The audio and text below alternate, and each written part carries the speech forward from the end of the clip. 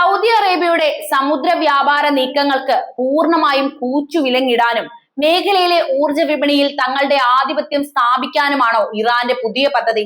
ആഗോള സാമ്പത്തിക വിദഗ്ധരെയും ഭൗമരാഷ്ട്രീയ നിരീക്ഷകരെയും ഒരുപോലെ ഞെട്ടിച്ചുകൊണ്ട് മിഡിൽ ഈസ്റ്റിൽ കടുത്ത സംഘർഷത്തിന്റെ വിത്തുകൾ വീണ്ടും പാകപ്പെടുകയാണ്. ലോകത്തെ മൊത്തം ആശങ്കയുടെ മുൾമുനയിൽ നിർത്തിക്കൊണ്ട് ചെങ്കടലിൽ വീണ്ടും തീപ്പൊരി പാറുന്നു. ആഗോള ഊർജ വിപണിയെയും അന്താരാഷ്ട്ര സമുദ്രപാതകളെയും ഒരുപോലെ നിശ്ചലമാക്കാൻ ശേഷിയുള്ള മറ്റൊരു വൻ ആക്രമണം കൂടി കഴിഞ്ഞ ഞായറാഴ്ച രാത്രിയിൽ അരങ്ങേറിയിരുന്നു. സൗദി അറേബ്യയുടെ ഏറ്റവും പ്രധാനപ്പെട്ട എണ്ണ കയറ്റുമതി കേന്ദ്രങ്ങളിൽ ഒന്നായ യാൻബു തുറമുഖത്തിന് സമീപമാണ് ഈ ഞെട്ടിക്കുന്ന സംഭവം നടന്നത്. യാൻബു തീരത്ത് നിന്ന് ഏകദേശം 63 നോട്ടിക്കൽ മൈൽ അകലെ ചെങ്കടലിൽ സഞ്ചരിക്കുകയായിരുന്ന ഒരു കൂറ്റൻ എണ്ണക്കപ്പലിന് നേരെയാണ് അജ്ഞാത കേന്ദ്രത്തിൽ നിന്ന് ആക്രമണം ഉണ്ടായത്. ഏതു തരത്തിലുള്ള ആയുധമാണ് ആക്രമണത്തിന് ഉപയോഗിച്ചതെന്ന് ഇതുവരെ വ്യക്തമായിട്ടില്ല. എങ്കിലും ലക്ഷ്യസ്ഥാനത്ത് പതിച്ച മിസൈലോ ഡ്രോണോ കപ്പലിന്റെ പ്രധാന ഡെക്കിൽ വൻ തീപിടുത്തമുണ്ടാക്കി. UK മാരിടൈം ട്രേഡ് ഓപ്പറേഷൻസ് ആണ് ഈ അപകട വിവരവും ജാഗ്രതാ മുന്നറിയിപ്പും ആദ്യം ലോകത്തെ അറിയിക്കുന്നത്. ഉടൻ തന്നെ അടിയന്തര രക്ഷാപ്രവർത്തനം ആരംഭിച്ചതിനാൽ വൻ ദുരന്തമാണ് ഒഴിഞ്ഞുപോയത്. കപ്പലിലെ ജീവനക്കാരെല്ലാം നിലവിൽ സുരക്ഷിതരാണെന്നും സമുദ്രത്തിൽ എണ്ണ ചോർച്ചയോ പരിസ്ഥിതി ആഘാതമോ തൽക്കാലം റിപ്പോർട്ട് ചെയ്തിട്ടില്ലെന്നും അധികൃതർ അറിയിച്ചിരുന്നു. എങ്കിലും ഈ ആക്രമണത്തിന് പിന്നിൽ പ്രവർത്തിച്ച യഥാർത്ഥ കരങ്ങൾ ഏതാണ് എന്ന കാര്യത്തിൽ ഇപ്പോഴും കടുത്ത ദുരൂഹത തുടരുന്നുണ്ട്. ഇറാനാണോ അല്ലെങ്കിൽ ഇറാന്റെ പിന്തുണയുള്ള ഹൂതികളാണോ ഇത് നടപ്പിലാക്കിയിട്ടുണ്ടാകുക? ലോകത്തിന്റെ പ്രധാനപ്പെട്ട എണ്ണ ഗതാഗത പാതയായ റെഡ് സീയിൽ തുടർച്ചയായി ഉണ്ടാകുന്ന ഇത്തരം ആസൂത്രിത ആക്രമണങ്ങൾ ആഗോള സമുദ്ര സുരക്ഷയ്ക്ക് വലിയ ഭീഷണി തന്നെയാണ് സൃഷ്ടിക്കുന്നത്. ഒരു വശത്ത് ഹോർമുസ് കടലിടുക്കിൽ അനിശ്ചിതത്വങ്ങൾ പുകയുമ്പോൾ മറുവശത്ത് ചെങ്കടലിലും സംഘർഷം കനക്കുന്നത് അന്താരാഷ്ട്ര കപ്പൽ ഗതാഗതത്തെയും ഊർജ വിപണിയെയും കൂടുതൽ സങ്കീർണമായ അവസ്ഥയിലേക്കാണ് തള്ളിയിടുന്നത്. ഈ ആക്രമണങ്ങളുടെ യഥാർത്ഥ ലക്ഷ്യം സൗദിയുടെ സാമ്പത്തിക അടിത്തറ പൂർണ്ണമായും തകർക്കുക എന്നതാണെന്ന വിലയിരുത്തലുകൾ വിദഗ്ധർക്കിടയിൽ ശക്തമാണ്. ചെങ്കടൽ വഴിയുള്ള സൗദിയുടെ എണ്ണ കയറ്റുമതി തടസ്സപ്പെട്ടാൽ അത് റിയാദിന്റെ ഭീമമായ സാമ്പത്തിക വരുമാനത്തെ സാരമായി ബാധിക്കും. പരോക്ഷമായ ആക്രമണങ്ങളിലൂടെയും വിശ്വസ്ത ഗ്രൂപ്പുകളിലൂടെയും ഇറാന്റെ സഖ്യകക്ഷികൾ സമുദ്രപാതകളിൽ വലിയ ഭീതിയാണ് പടർത്തിക്കൊണ്ടിരിക്കുന്നത്. ഹോർമുസ് കടലിടുക്കിൽ ചൈനീസ് കപ്പലുകൾക്ക് മാത്രം സ്വതന്ത്ര സഞ്ചാരം അനുവദിക്കുകയും സൗദിയുടെയും പാശ്ചാത്യ രാജ്യങ്ങളുടെയും കപ്പലുകൾക്ക് നേരെ ഭീഷണി ഉയർത്തുകയും ചെയ്യുന്നത് ലോകത്തിന് നൽകുന്നത് വ്യക്തമായ സന്ദേശം തന്നെയാണ്. ആഗോള എണ്ണ വിപണിയുടെ ആത്യന്തിക നിയന്ത്രണം സ്വന്തം കൈകളിൽ ഒതുക്കാനും സൗദിയെ പ്രതിരോധത്തിലാക്കാനും ഇറാൻ നടത്തുന്ന വലിയ ഭൗമരാഷ്ട്രീയ നീക്കങ്ങളുടെ ഭാഗമാണിതെന്നും വ്യക്തമാകുന്നു. റെഡ് സീയിലും ഹോർമുസിലും ഒരേ സമയം സംഭവിക്കുന്ന ഈ ആക്രമണങ്ങൾ ആഗോള സമ്പദ് വ്യവസ്ഥയെ വലിയൊരു പ്രതിസന്ധിയിലേക്ക് തന്നെയാണ് തള്ളിയിടുന്നത്. ചെങ്കടലിലെ ഈ അസ്ഥിരത കേവലം ഒരു പ്രാദേശിക പ്രശ്നം മാത്രമല്ല.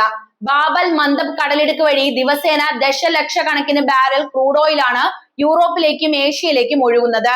ഈ വഴി അടയുകയോ അപകടത്തിലാവുകയോ ചെയ്താൽ കപ്പലുകൾക്ക് ആഫ്രിക്കൻ വൻകര ചുറ്റി കേപ്പ് ഓഫ് ഗുഡ് ഹോപ്പ് വഴി സഞ്ചരിക്കേണ്ടതായി വരും. ഇത് യാത്രയുടെ ദൂരം 10,000 കിലോമീറ്റർ ആണ് വർദ്ധിപ്പിക്കുക. ഇൻഷുറൻസ് നിരക്കുകളും ഇങ്ങനെ ആകുമ്പോൾ കുതിച്ചുയരും. ഇന്ധന ചെലവ് ഇരട്ടിയാകും. അന്തിമമായി ഇതിന്റെ പ്രത്യാഘാതം അനുഭവിക്കേണ്ടി വരുന്നത് സാധാരണക്കാരായ ഉപഭോക്താക്കളാണ്. പൂർണ്ണമായും നേരിട്ടുള്ള ഒരു മഹായുദ്ധത്തിലേക്ക് കടക്കാതെ നിഴൽ യുദ്ധങ്ങളിലൂടെയും സമുദ്ര വ്യാപാരത്തെ വെല്ലുവിളിച്ചുകൊണ്ടും തങ്ങളുടെ രാഷ്ട്രീയ ലക്ഷ്യങ്ങൾ നേടിയെടുക്കാൻ തന്നെയാണ് ഇറാന്റെ ഇപ്പോഴത്തെ ശ്രമം. പാശ്ചാത്യ രാജ്യങ്ങളുടെ ഉപരോധങ്ങളെ മറികടക്കാനും റഷ്യ, ചൈന തുടങ്ങിയ രാജ്യങ്ങളുമായുള്ള ബന്ധം ശക്തമാക്കാനും ഇറാൻ ഈ സാഹചര്യം ഉപയോഗപ്പെടുത്തുന്നു.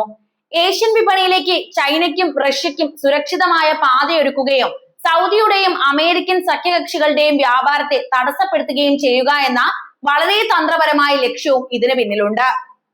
അമേരിക്ക ഇതിനോട് എങ്ങനെ പ്രതികരിക്കുമെന്നത് ലോകം ഉറ്റുനോക്കുന്ന ഏറ്റവും വലിയ പ്രധാനപ്പെട്ട ചോദ്യം തന്നെയാണ്.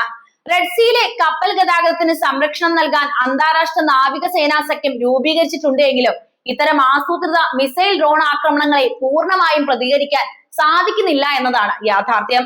ഇത് അമേരിക്കയുടെ സമുദ്ര ആധിപത്യത്തിന് മേലുള്ള വലിയൊരു വെല്ലുവിളിയായിട്ട് മാറുകയാണ്. അമേരിക്ക തന്നെയാണ് ഇവിടെയും നാണം കെടുന്നത്. അമേരിക്കയുടെ അടുത്ത നീക്കം എന്തായിരിക്കുമെന്നത് മിഡിൽ ഈസ്റ്റിലെ ഭാവി രാഷ്ട്രീയത്തെ നിർണ്ണയിക്കുന്നതിൽ പ്രധാന ഘടകമാണ്. സൗദി അറേബ്യയെ സംബന്ധിച്ചിടത്തോളം ഇത് വളരെ നിർണായകമായ ഒരു ഘട്ടം തന്നെയാണ് കേട്ടോ. രാജ്യത്തെ സാമ്പത്തിക വൈവിധ്യവൽക്കരണത്തിനായി വിഷൻ 2030 പോലുള്ള വൻകിട പദ്ധതികൾ നടപ്പിലാക്കിക്കൊണ്ടിരിക്കുന്ന സമയത്താണ് ഇത്തരം സുരക്ഷാ ഭീഷണികളും ഉയർന്നു വരുന്നത്. സൗദിയുടെ ടൂറിസം, എണ്ണ ഇതര വ്യവസായങ്ങൾ, വൻകിട നിർമ്മാണ പദ്ധതികൾ എന്നിവയെല്ലാം സമുദ്ര സുരക്ഷയുമായി നേരിട്ട് ബന്ധപ്പെട്ട് കിടക്കുന്നു. ചെങ്കടൽ തീരത്തുള്ള പ്രധാന വികസന പദ്ധതികൾക്ക് ഈ ആക്രമണങ്ങൾ വലിയ തിരിച്ചടിയായേക്കാം.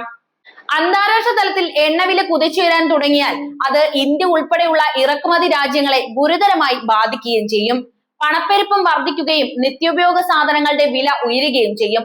അതിനാൽ തന്നെ മിഡിൽ ഈസ്റ്റിൽ പുകയുന്ന ഈ തീപ്പൊരി ഒടുവിൽ ആഗോള സമ്പദ് വ്യവസ്ഥയെ തന്നെ ഒരു വലിയ സാമ്പത്തിക മാന്ദ്യത്തിലേക്ക് തള്ളിയിടുമോ എന്ന ആശങ്കയിലാണ് ലോകരാജ്യങ്ങൾ മുഴുവൻ.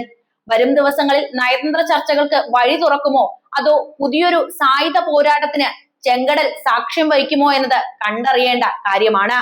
എന്തായാലും ഇത് സൗദിയെ കാര്യമായിട്ട് തന്നെ ബാധിക്കുന്നുണ്ട്. സൗദി അറേബ്യ എന്ന ഭീമൻ സാമ്രാജ്യത്തിന്റെ ഭാവി ഇപ്പോൾ പുകയുന്ന ചെങ്കടലിലെ ആക്രമണങ്ങളുമായി, അവിടുത്തെ എണ്ണ വിപണിയുമായി നേരിട്ടാണ് ബന്ധപ്പെട്ട് കിടക്കുന്നത്.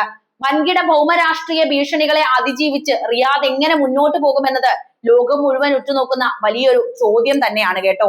ഒരുപാട് പ്രതിസന്ധികളാണ് അടുത്ത കാലത്തായി സൗദിയിലേക്ക് എത്തിയിരിക്കുന്നത്. മുഹമ്മദ് ബിൻ സൽമാൻ രാജകുമാരൻ മുന്നോട്ട് വെച്ച വിഷൻ 2030 എന്ന വലിയ പദ്ധതിയുടെ ഭാവി തന്നെയാണ് ഇത്തരം സമുദ്ര ഭീഷണികളിലൂടെ അപകടത്തിലാകുന്ന പ്രധാനപ്പെട്ട കാര്യം. എണ്ണയെ മാത്രം ആശ്രയിക്കുന്ന സമ്പദ് വ്യവസ്ഥയിൽ നിന്ന് മാറി ടൂറിസം, സാങ്കേതിക വിദ്യ, വ്യവസായം എന്നിവയിലേക്ക് രാജ്യം മാറുമ്പോൾ സുരക്ഷിതമായ സമുദ്രപാതകൾ സൗദിക്ക് അത്യാവശ്യം തന്നെയാണ്. ചെങ്കടൽ തീരത്ത് നിർമ്മിക്കുന്ന നിയോം സിറ്റി പോലുള്ള ശതകോടി ഡോളറിന്റെ പദ്ധതികൾക്ക് തൊട്ടടുത്ത് ഡ്രോൺ ആക്രമണങ്ങളും മിസൈൽ ഭീഷണികളും ഉണ്ടാകുന്നത് വിദേശ നിക്ഷേപകരിൽ വലിയ ഭീതി തന്നെയാണ് പടർത്തുക. ഇത് സൗദിയുടെ വളർച്ചയെ കാര്യമായി ബാധിക്കും. സാമ്പത്തികമായി സൗദി നേരിടുന്ന വെല്ലുവിളികൾ ചെറുതല്ല. റെഡ് സീ വഴിയുള്ള എണ്ണ കയറ്റുമതി അപകടത്തിലായാൽ യാൻബോ പോലുള്ള തന്ത്രപ്രധാന തുറമുഖങ്ങൾ വഴിയുള്ള വ്യാപാരം മന്ദഗതിയിലാകും. ഇത് സൗദിയുടെ ദൈനംദിന വരുമാനത്തെ സാരമായി ബാധിക്കും. കൂടാതെ കപ്പലുകളുടെ ഇൻഷുറൻസ് തുക വർദ്ധിക്കുന്നതും സുരക്ഷാ ചെലവുകൾ ഇരട്ടിയാകുന്നതും റിയാദിന്റെ സാമ്പത്തിക ഭാരമാണ് കൂട്ടുക. ഇറാനുമായുള്ള പരോക്ഷ പോരാട്ടവും ഭൗമരാഷ്ട്രീയ നിലപാടുകളുമാണ് സൗദിയുടെ രാഷ്ട്രീയ ഭാവിയെ നിർണ്ണയിക്കുന്നത്. അമേരിക്കൻ സുരക്ഷാ സഖ്യത്തിൽ മാത്രം പൂർണ്ണമായും വിശ്വസിക്കാതെ ചൈനയുടെ മധ്യസ്ഥതയിൽ ഇറാനുമായുള്ള നയതന്ത്ര ബന്ധം പുനഃസ്ഥാപിക്കാൻ സൗദി മുമ്പ് തന്നെ ശ്രമിച്ചിട്ടുണ്ടായിരുന്നു. എങ്കിലും ഇറാന്റെ വക്താക്കളായ സായുധ സംഘങ്ങൾ സമുദ്രപാതകൾ ഉപരോധിക്കുന്നത് ഇങ്ങനെ തുടരുകയാണെങ്കിൽ റിയാദിന് വീണ്ടും പാശ്ചാത്യ രാജ്യങ്ങളുടെ നാവിക സുരക്ഷയെ ആശ്രയിക്കേണ്ടതായിട്ട് വന്നേക്കാം. ഇത് മേഖലയിലെ നയതന്ത്രപരമായ സന്തുലനാവസ്ഥയെ സങ്കീർണമാക്കുന്ന വിഷയം തന്നെയാണ്. വരും നാളുകളിൽ സൗദി അറേബ്യക്ക് മുന്നിലുള്ളത് രണ്ട് വഴികളാണ്. ഒന്ന്, ഇറാനുമായും മേഖലയിലെ മറ്റ് ശക്തികളുമായും കൂടുതൽ ശക്തമായ സമാധാന ചർച്ചകൾക്ക് വഴി തുറന്ന് സമുദ്രപാതകളിലെ ഭീഷണി ഒഴിവാക്കുക. രണ്ട്, തങ്ങളുടെ എണ്ണ വിതരണത്തിനും അടിസ്ഥാന സൗകര്യങ്ങൾക്കും കൂടുതൽ സൈനിക സുരക്ഷ ഏർപ്പെടുത്തി നേരിട്ടുള്ള തിരിച്ചടികൾക്ക് സജ്ജമാവുക. ഇതിൽ ഏത് വഴി സൗദി തിരഞ്ഞെടുക്കുന്നു എന്നതിനെ ആശ്രയിച്ചിരിക്കും സൗദി അറേബ്യയുടെ സമ്പദ് വ്യവസ്ഥയുടെയും അതുപോലെ തന്നെ മിഡിൽ ഈസ്റ്റിന്റെ മുഴുവൻ സുരക്ഷയുടെയും ഭാവി. ഞാൻ ഈ പറഞ്ഞ രണ്ട് വഴികളിൽ ഏത് വഴിയായിരിക്കും സൗദി അറേബ്യ തിരഞ്ഞെടുക്കുക? നിങ്ങളുടെ വിലയിരുത്തലുകൾ എന്താണ്? നിങ്ങളുടെ അഭിപ്രായം എന്ത് തന്നെയായാലും കമന്റ് ബോക്സിൽ രേഖപ്പെടുത്തുമല്ലോ. മറ്റൊരു പ്രധാനപ്പെട്ട വിഷയവുമായി വീണ്ടും കാണാം. നന്ദി.